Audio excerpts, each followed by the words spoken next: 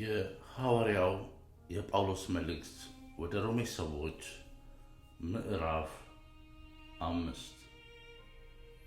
እንግዲህ በእምነት ስለጸደቅን በጌታችን በኢየሱስ ክርስቶስ በኩል ከእግዚአብሔር ጋር ሰላም አለን። በእርሱም በኩል አሁን ወደ ቆምንበት ጸጋ በእምነት መግባት ችለናል። የእግዚአብሔርንም ክብር ተስፋ በማድረግ ሐሴት እናደርጋለን። በዚህ ብቻ ሳይሆን በመከራችንም ሐሴት እናደርጋለን። ምክንያቱም መከራ ትዕግስትን እንደሚያስገኝ እናውቃለን።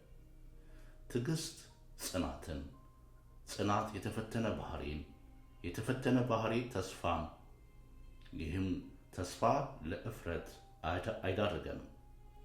የእግዚአብሔር በሰጠን በመንፈስ ቅዱስ ፍቅሩን በልባችን አፍስሷልና። ገና ደካሞች ሳለን ልክ ጊዜው ሲደርስ ክርስቶስ ስለ ኃጢአተኞች ሞቷልና። ለጻድቅ የሚሞት ሰው ማግኘት እጅጉን ያዳግታል። ለደግ ሰው ሲል ሊሞት የሚደፍር ምናልባት ይገኝ ይሆናል። ነገር ግን ገና ኃጢአተኞች ሳለን ክርስቶስ ስለኛ ሞተ። ይህም እግዚአብሔር ለኛ ያለውን የራሱን ፍቅር ያሳያል። አሁን በደሙ ከጸደቅን ይልቁንማ በእርሱ በኩል ከእግዚአብሔር ቁጣ እንዴት አንድንም? የእግዚአብሔር ጠላቶች ሳለን በልጁ ሞት ከእርሱ ጋር ከታረቅን እርቅን ካገኘን በኋላ በሕይወቱማ መዳናችን እንዴት የላቀ አይሆንም! ይህ ብቻም አይደለም፣ ነገር ግን አሁን እርቅን ባገኘንበት በጌታችን በኢየሱስ ክርስቶስ በኩል በእግዚአብሔር ደግሞ ሐሴት እናደርጋለን። ስለዚህ ኃጢአት በአንድ ሰው በኩል ወደ ዓለም እንደገባ ሁሉ ሞትም በኃጢአት በኩል ገብቷል። በዚሁ መንገድ ሞት ወደ ሰዎች ሁሉ መጣ፣ ምክንያቱም ሁሉም ኃጢአትን ሰርተዋል።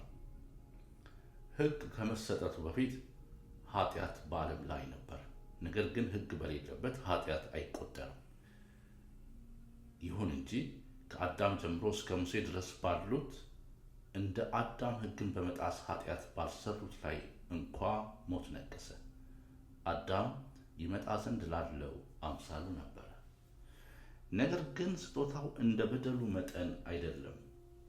በአንድ ሰው መተላለፍ ብዙዎች ከሞቱ የእግዚአብሔር ጸጋና በአንዱ ሰው ይኸውም በኢየሱስ ክርስቶስ ጸጋ የመጣው ስጦታ ለብዙዎች እንዴት አብልጦ ይትረፍረፍ! ደግሞ የእግዚአብሔር ስጦታ እንደ አንዱ ሰው የኃጢአት ውጤት አይደለም። ምክንያቱም ፍርዱ የአንድን ሰው ኃጢአት ተከትሎ ኩነኔን አመጣ። ስጦታው ግን አያሌ መተላለፍን ተከትሎ ጽድቅን አመጣ።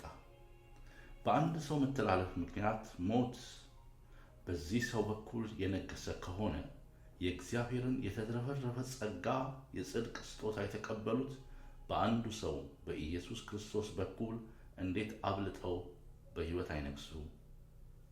ከእንግዲህ በአንድ ሰው መተላለፍ የተነሳ ኩነኔ በሁሉ ሰው ላይ እንደመጣ እንዲሁ በአንዱ የጽድቅ ሥራ ለሰው ሁሉ ሕይወትን የሚሰጥ ጽድቅ ተገኘ። በአንዱ ሰው አለመታዘዝ ብዙዎች ኃጢአተኞች እንደሆኑ በአንዱ ሰው መታዘዝ ደግሞ ብዙዎች ጻድቃን ይሆናሉ። ሕግ በመምጣቱ መተላለፍ በዛ። ነገር ግን ኃጢአት በበዛበት ጸጋ አብልጦ የተትረፈረፈ ሆነ። ይህም የሆነው ኃጢአት በሞት እንደነገሰ ሁሉ በጌታችን በኢየሱስ ክርስቶስ በኩል ደግሞ የዘላለም ሕይወት ይገኝ ዘንድ ጸጋ በጽድቅ እንዲነግስ ነው።